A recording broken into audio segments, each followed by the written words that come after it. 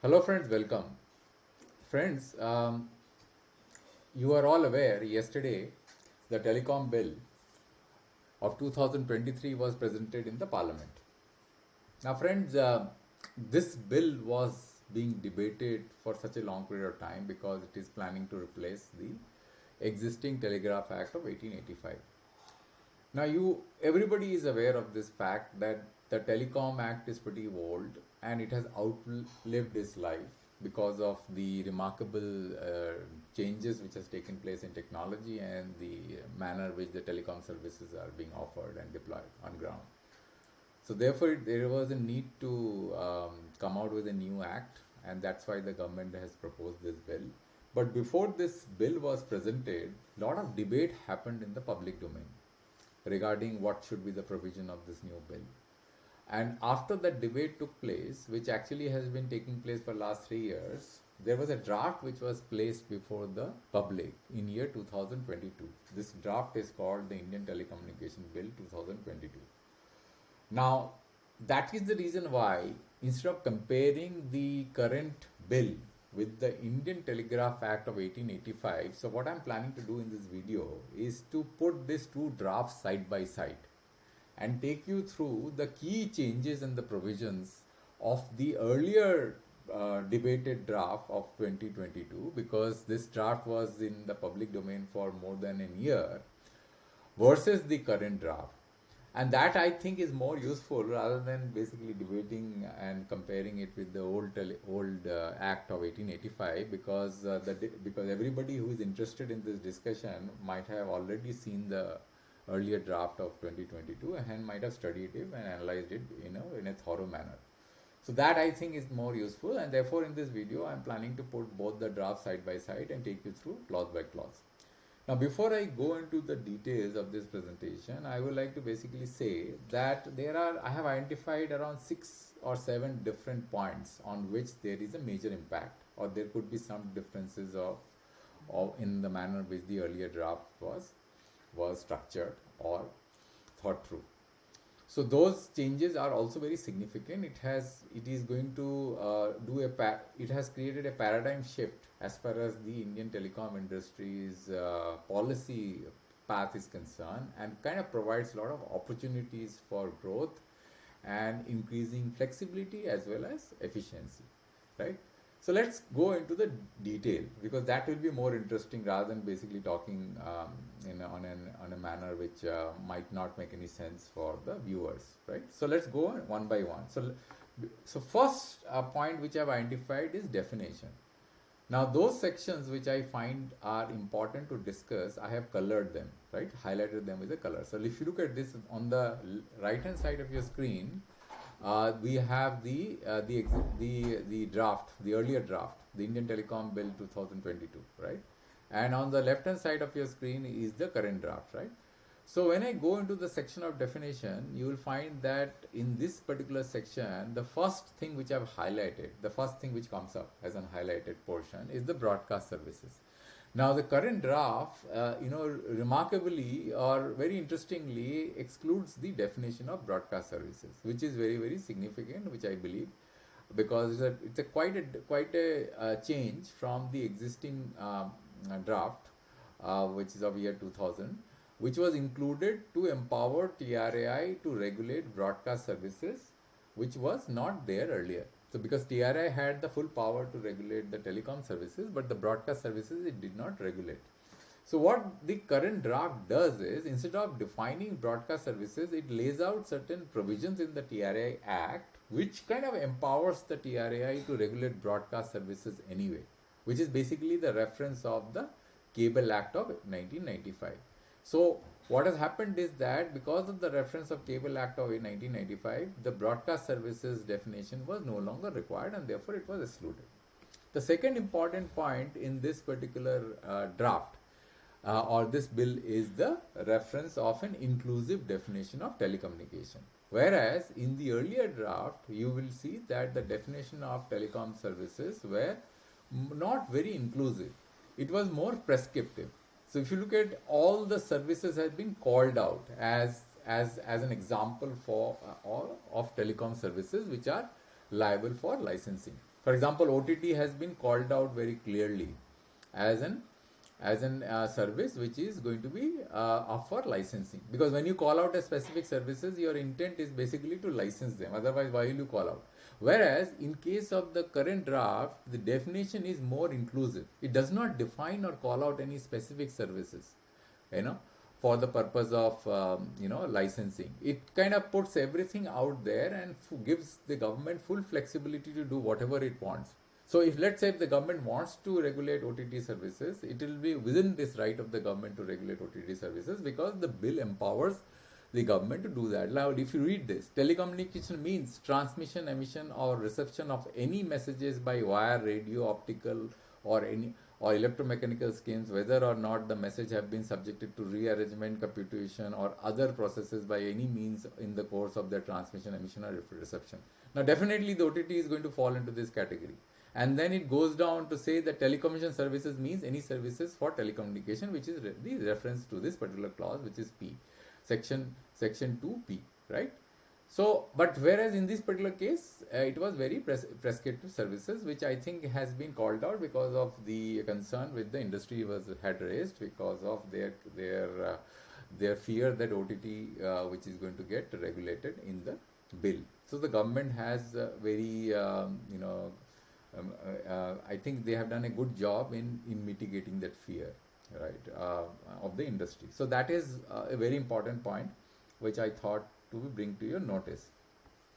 Then we have another thing that is very important to notice in this particular bill. If you look at the earlier bill, which is of year 2000, the licensing, which is basically the permission which the government gives to the private sector or the players to function or to offer services, was anchored under various kinds of category. The first category was licensing, then we have registration, then we have authorization, and then assignment. Whereas in the current scheme of things, they have used only one terminology, which is called authorization only. If you see, look, power of authorization and assignment, that's all. There is no call out of registration, there is no call out of any other licensing terminologies have been meticulously excluded from the definition. Now, what is the importance and implication of this? The implication, what I think is on the ground is a very significant one, is telecommunication infrastructure. Now, if you look at this particular bill of year 2022, the telecommunication infrastructure has been defined clearly, which says that telecommunication infrastructure means infrastructure used or capable of being used for the purpose of telecommunication listed in Schedule 5. Now, Schedule 5 unfortunately lists only passive equipment. Now, I think those who are knowledgeable about this subject will know that there is a long-standing demand by the IP1 players, who are basically enlisted under this particular category, to get included, also get empowered to do active equipment also. Now, if you are going to have a prescriptive definition of registration, which is the current method of allowing them to operate, the IP1, that is the infrastructure player, to operate, and then you have a definition very clearly laid out which says Schedule 5 only, then what you are doing? You are closing the path of the infrastructure players to have a possibility of integrating the active elements also under the purview going forward in any time in future. So, which was very, I think, not very forward looking and inclusive in nature. And that kind of puts a lot of inflexibility on the path of the policy makers and rule makers going forward, in order to give more empowerment to different categories of services or licenses, which I think is the good thing, that they have removed it completely. So that is one of the major implication of this particular category, which I am currently discussing as far as definition is concerned. As far as the power of permission is concerned. So this has removed that inflexibility or the bottleneck which was there in this particular bill and the earlier draft, which is good. So now what I basically saying that the infrastructure player has at least a possibility of getting access to active elements as a part of their portfolio for for the purpose of offering services to various players on ground. So that possibility now is opened up because of this change. Then comes the category of spectrum, right? Let's go to the spectrum category. Just a minute. Let's go to the spectrum category. Where is it? Yeah. Yeah. Now, but before we go to spectrum, one important point I basically like to mention here, because there have been a lot of debate about this in the public domain, is that whoever is authorized to run telecommunication services should be able to identify the user, and by using a biometric based identification. So I think both these clauses, like if you look at here in this particular part of your screen, in the earlier bill, there is this provision already there. Similarly, this provision also exists here. Now, this is one of the category which the government was focusing on as far as the OTT players are concerned. Now, if the OTT players are kept out of the purview of licensing, then this particular provision of identifying the users using a biometric verification mechanism for the OTT player is no longer required. So that is very important.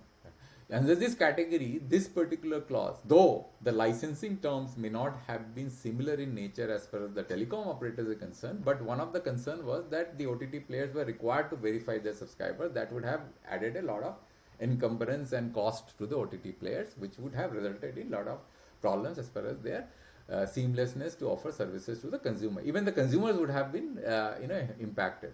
So if the OTT players are not giving permission under any of the licensing framework, then there is no such requirement which they have to incur and follow. So which is very good. Now coming to the spectrum piece. Now spectrum piece, there has been some remarkable change. In the earlier bill, you will find that there are three different categories of spectrum licensing. One is auction, another is administrative process, another was unlicensing.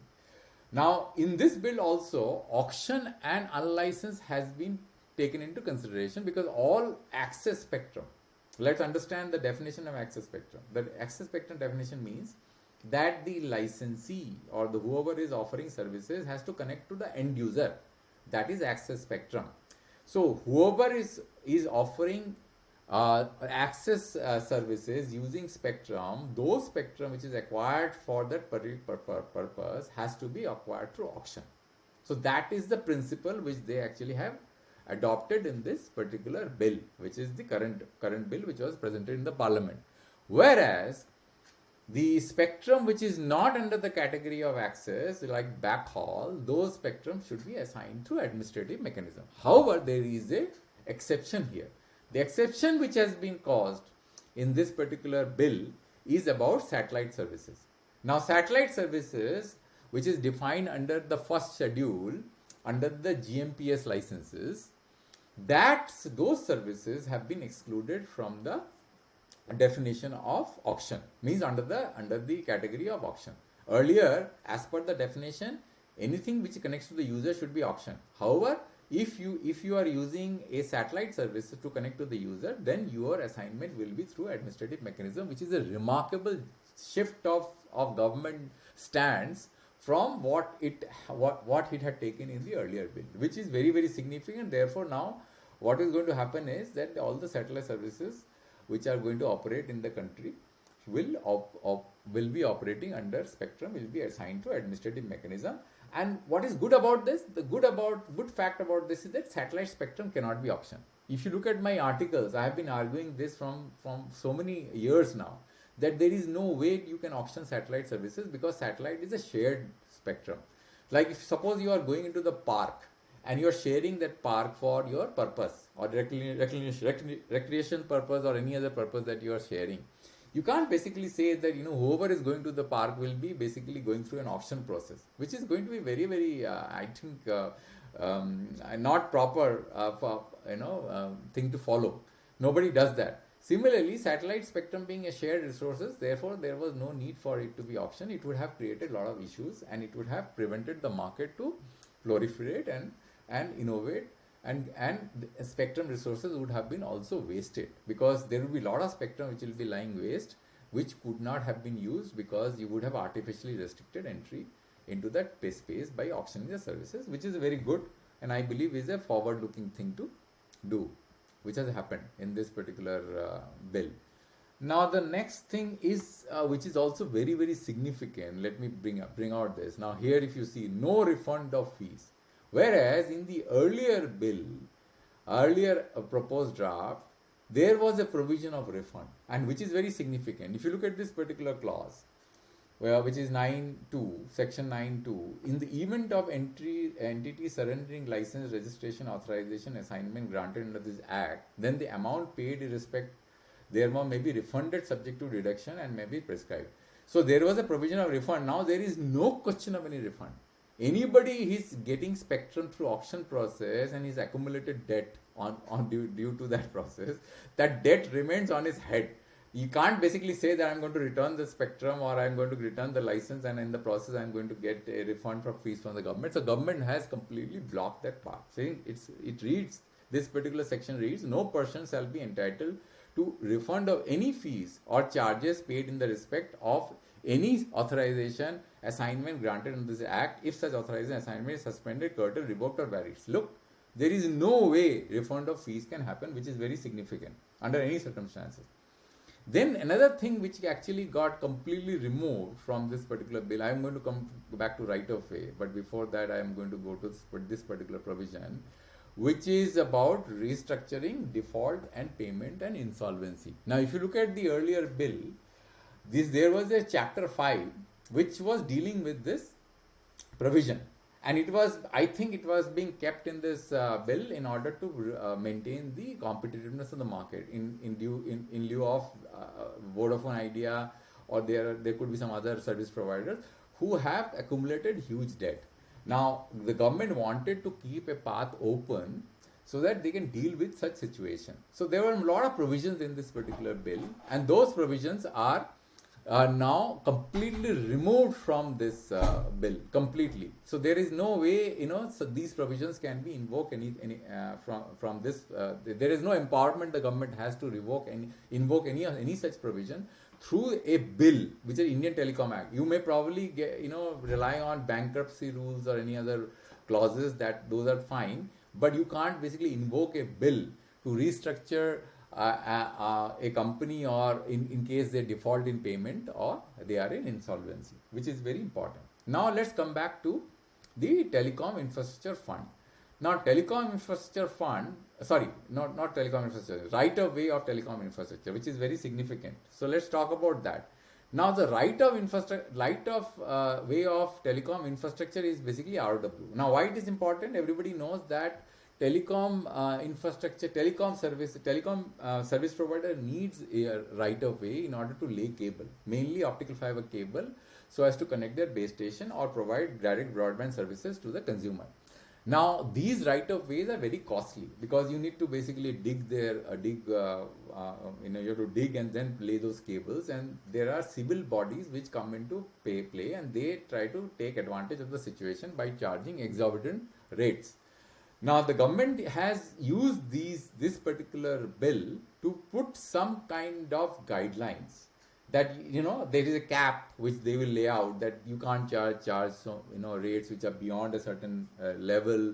Then you have to provide the application which are being made, they have to be cleared within a time frame. So there are certain SLAs which are clearly defined through this bill, which was not there in the Indian Telegraph Act. Though Indian Telegraph Act empowered the central government to take certain actions in order to facilitate right of way, but there were no SLAs clearly defined in the Indian Telegraph Act. So they have used this particular act in order to incorporate certain kinds of SLAs directed by the central government, so as to put some kind of discipline around the central bodies or the state bodies or the local bodies, so that they do not become a bottleneck in the path of the telecom service providers to get right of way, which is a very positive thing as far as the Indian telecom industry is concerned, because India needs right of way. India needs optical fiber connectivity, because without the optical fiber connectivity, 5G services cannot be efficiently provided, because there will be a bottleneck as far as backhaul is concerned. Also, fixed line broadband is very important, because sometimes wireless, there is an issue of SLA and the services may not be so reliable. So therefore, right of way is required, and those are required. Those have been incorporated in this bill. But there is a concern too. Now the concern is that Indian constitution is a federal structure. Now in the federal structure there is a schedule 7 which clearly defines the central state relationship from the point of view of managing different kind of land infrastructure.